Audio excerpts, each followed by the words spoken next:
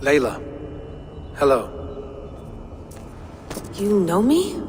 Welcome to MojoPlays, and today we're looking at the 10 worst things about Assassin's Creed Valhalla. No feast for you, Suman. My crew is in danger. You must be my eyes.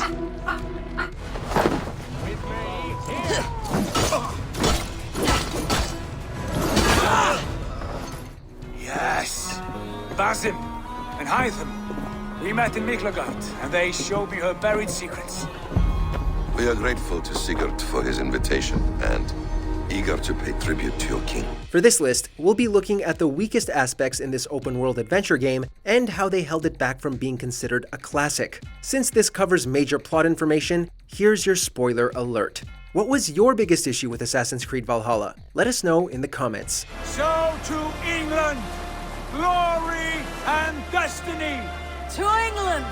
To England! For Valhalla!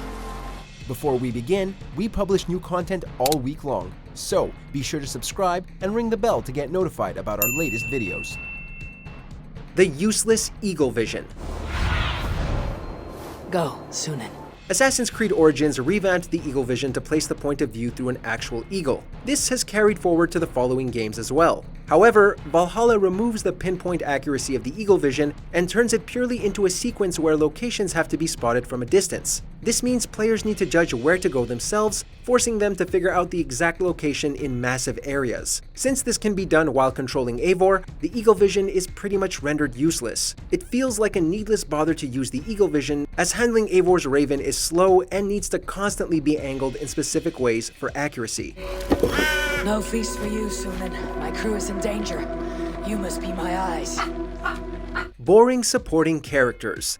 Yes. Basim and Hytham. We met in Miklagard, and they showed me her buried secrets.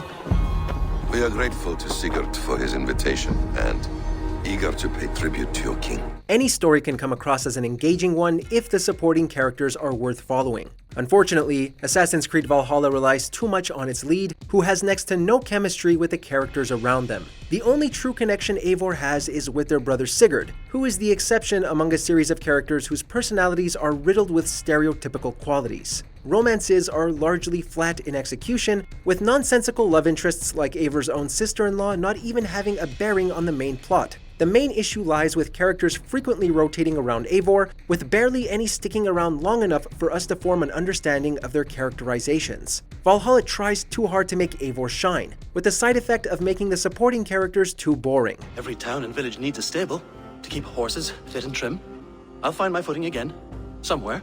Slow-paced campaign. Oh, what a piece! That must be worth 2 sturdy longships. Give it here, I'll pass it on. My father asked me, Sigurd. Suit yourself. Every new Assassin's Creed game has featured a longer campaign mode than the preceding one. However, Valhalla comes at the expense of delivering a well-paced story, as the game takes several hours to get going. In fact, it takes around a couple of hours of play just to see the opening title on screen. A glaring issue with the story is the need to complete frequent side missions in order to access the main plot. This delays the completion of an already slow story, along with interfering with the player's investment in the plot. The constant introduction of new supporting characters also restarts the campaign in many ways, as we have to start over in another subplot that ties into the main storyline much later. If you wish to see him without anyone the wiser, there is a trick I can teach you. Already looking for another princess. All right, I'll bite. What do I do? Needlessly large skill tree. Upgrades take many forms in the game, ranging from increasing the strength of the weapons to improving Eivor's skills. The skill tree is used to upgrade Eivor, taking several hours before its effectiveness can be felt, which wouldn't have been much of a problem had the majority of the skill tree not been hidden. It takes completing certain skills in order to unlock other parts of the tree, as it keeps expanding and uncovering newer skills to purchase. This is a convoluted approach that undermines the value of the skill points the player achieves, since there are too many irrelevant skills to purchase. Had the entire skill tree been visible from the beginning, players could have at least had the option of choosing which skills suited them best. Similarity to previous games.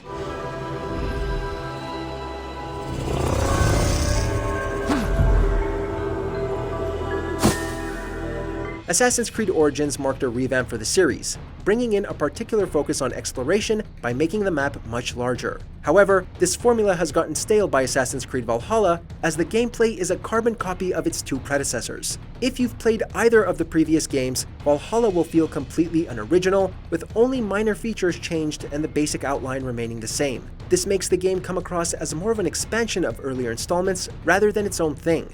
Those who didn't enjoy the revamped style from Origins will see no need to indulge in Valhalla, while even returning fans should start feeling the fatigue from this recycled gaming experience.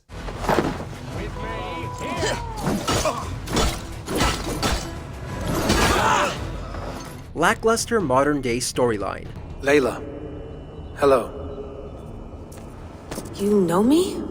While the Animus is used to great effect to present a framing device for events in the past, the modern-day storyline has never been the series' strong suit. Assassin's Creed Valhalla might be the weakest in this area, with main protagonist Layla Hassan's importance relegated until the climax. Her hero's journey, which played out across 3 games, is undermined by the massive plot twist in the end, where Layla is trapped as a way to write her off the story. The modern-day story isn't an original take either, following the same plotline of Assassin's Creed 3, as the main protagonist sacrifices themselves to find a way to save the Earth from an apocalyptic catastrophe. Since the ending leaves on a cliffhanger, there's no closure to be found from Valhalla either. I'm not worried.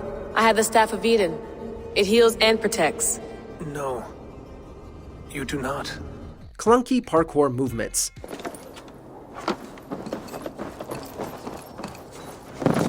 With the open world of Assassin's Creed Valhalla mostly featuring mountainous regions, using Eivor to climb these areas is a task of its own. Unlike earlier installments in the series, this game doesn't present many opportunities to get one's parkour moving. For the most part, Eivor needs to be guided around bumpy surfaces that slow the pacing of the gameplay down considerably. Free running is only seamless when used across empty land, while running and climbing in tandem is easier said than done.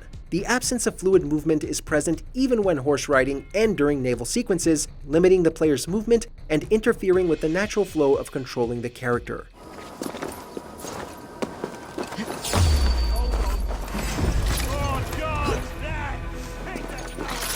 Checkpoints that start from the beginning.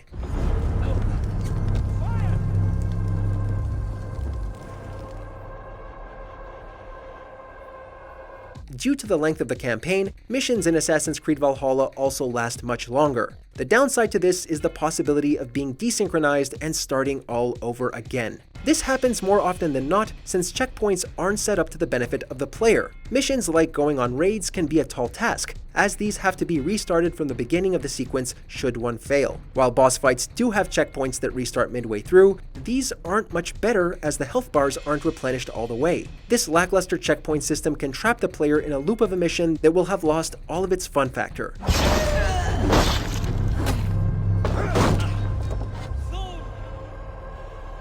Bad stealth gameplay.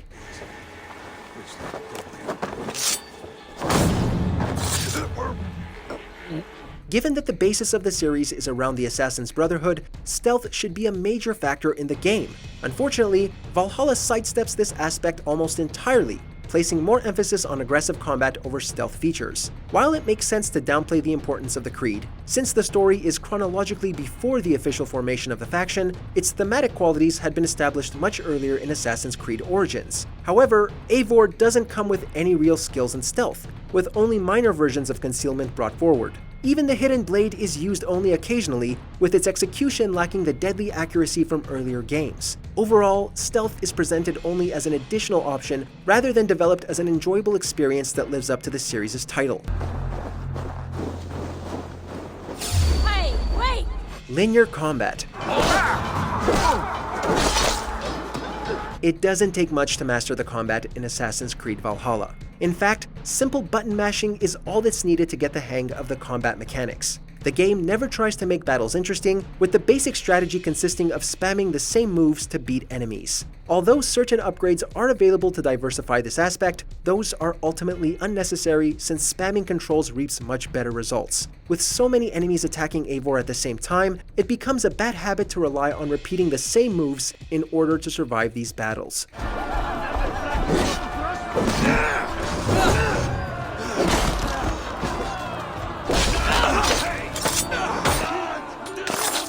Check out these other great clips from MojoPlays, and be sure to subscribe and ring the bell to get notified about our latest videos.